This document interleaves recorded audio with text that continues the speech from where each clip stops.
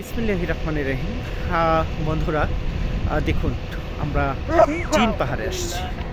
এই যে জিন পাহাড়, এই জিন পাহাড়ের অদ্ভুত যে বিষয়গুলো আছে সেটা হলো যে এই পাহাড়ের এক একটি পাথর মূর্তির মতো দাঁড়িয়ে আছে। এটা খুব ভয়ঙ্কর, মানে যেটি আমি বলে বোঝাতে পারবো না। শরীরের যেই গায়ের পশম দাঁড়িয়ে যায় এই দৃশ্যগুলো দেখলে।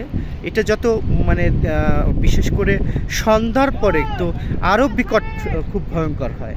সন্ধ্যার পরে আরও বিকট ভয়ঙ্কর হয়। কিন্তু কি মানে অদ্ভুত রহস্যময় পাহাড়, যেই পাহাড়টাকে বলা হয় জিন পাহাড়। এই জিন পাহাড়েই আমরা আসছি।